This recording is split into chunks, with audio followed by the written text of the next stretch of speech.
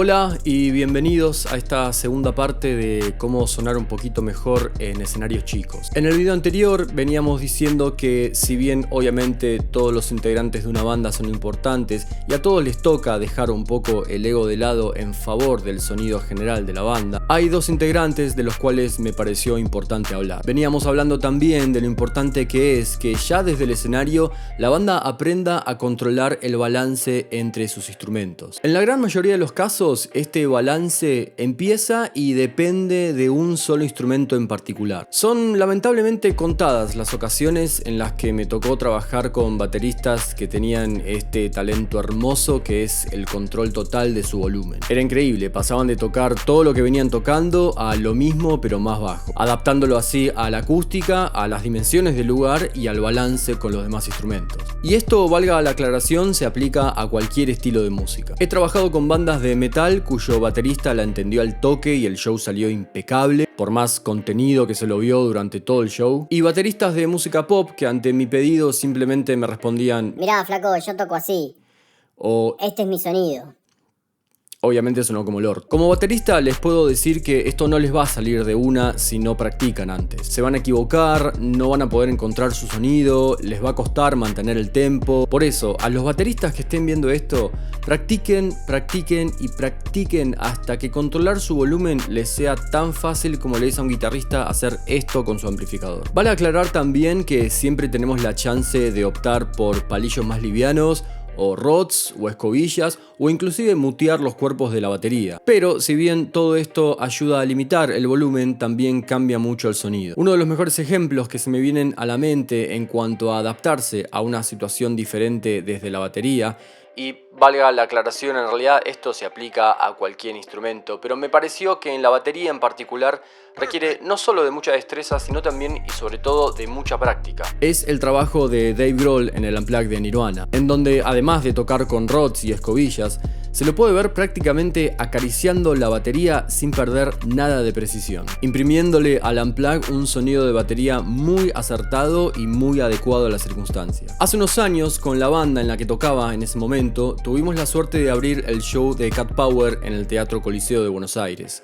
Y ese fue el escenario más grande en el que tocamos alguna vez. Tan grande que también fue la primera y única vez en donde la cantante no solamente me pidió que tocara mucho más fuerte, sino que hasta le terminó pidiendo al operador de sonido que le dé bombo y tambor en su monitor para así sentir algo más de golpe y cantar más cómoda. Pero lo pude hacer, no solamente porque venía practicando todo esto, sino porque es más fácil acostumbrarse a tocar bajo y después subir que al revés. Me acuerdo también que unos años antes de eso también tuve la suerte de tocar la batería para el cantante Fernando de Madariaga, con quien hicimos algunas presentaciones en televisión haciendo playback. Situación bastante jodida para los bateros, ya que los estudios de televisión, o al menos ese en ese momento, no te brindaban un sistema de monitoreo muy adecuado a esa situación. Y uno tenía la difícil tarea de pretender que está tocando al volumen en el que se escucha la canción, pero al final tener que dar golpes muy bajos, ya que de otra manera tanto yo como los demás integrantes de la banda, incluyendo al cantante,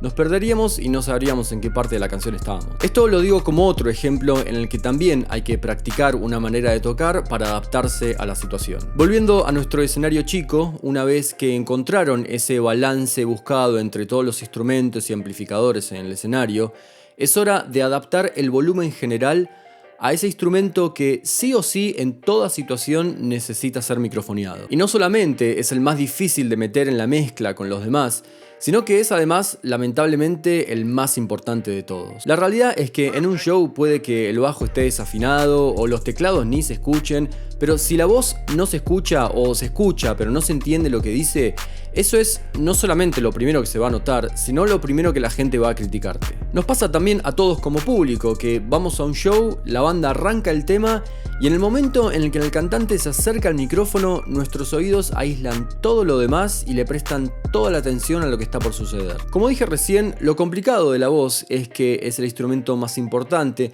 pero al mismo tiempo uno de los más difíciles de hacer sonar. Esto por un lado se debe a que de todos los instrumentos que suele haber en un escenario, el sistema de amplificación de la voz humana, que es acústico, es el cuerpo mismo, la caja torácica, el pecho, la cabeza, no solamente no tiene la versatilidad de una amplificación eléctrica, sino que dentro del grupo de instrumentos de amplificación acústica es claramente el menos potente. No se puede comparar la potencia acústica de la voz humana al lado de los vientos o la batería. Esto, sumado al hecho que en general y por la importancia que se le da, la voz tenga que estar en un plano bastante alto con respecto a los demás instrumentos en la mezcla, hace que el nivel del micrófono de ese cantante también tenga que estar bastante alto. Si a esto le sumamos un baterista que toca muy fuerte y que, como en el 90% de los casos, se ubica justo detrás del cantante, en donde también apunta ese micrófono cuando el cantante se mueve, el resultado no va a estar muy bueno. Es por este motivo que es muy importante que arriba del escenario se mantenga un volumen muy bajo para que todos se escuchen bien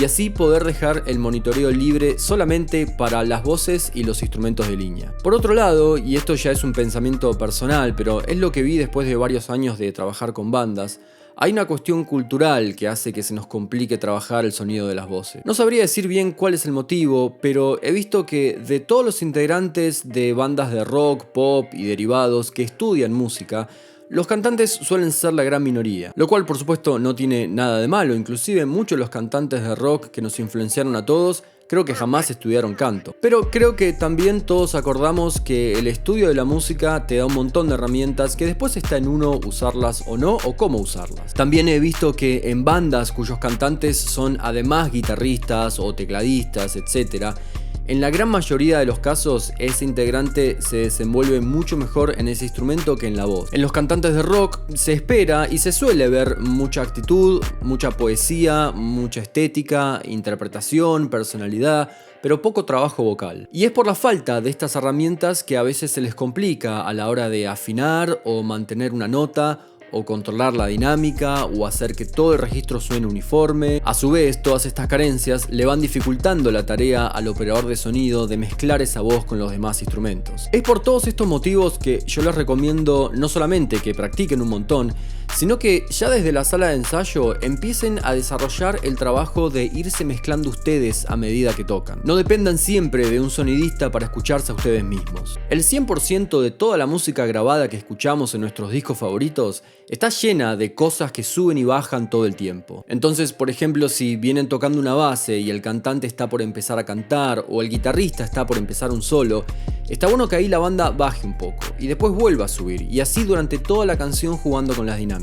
Por último, no se olviden de algo. Es verdad que si disponemos de equipamiento de primer nivel, eso puede ayudarnos a sonar mejor. Y esto va desde la calidad de las púas, las cuerdas y los palillos, hasta los micrófonos que haya en el lugar. Pero piensen que por un lado no siempre van a disponer de buena calidad de equipo. Y por el otro, y sobre todo, la base fundacional del buen sonido de una banda está en las manos de los músicos, en la voz del cantante y en la onda que le pongan. Pero con esa onda no hacemos nada si no la desarrollan, si no la ensayan, si no la practican. La idea sería que ya desde la sala de ensayo ustedes desarrollen su impronta, su sonido, su balance entre instrumentos. Y en lo posible háganlo con los instrumentos y equipos más chotos que tengan. Una vez que lo encontraron, ahí empieza todo. Pero si desde ese estado básico y rústico ya no suena bien, entonces no hay equipo ni sonidista que te salve por mucho que inviertas. Los equipos no hacen magia y si la hacen se nota mucho. He trabajado con bandas que tocaban con equipamiento de muy baja calidad, pero que le sacaron un sonido increíble.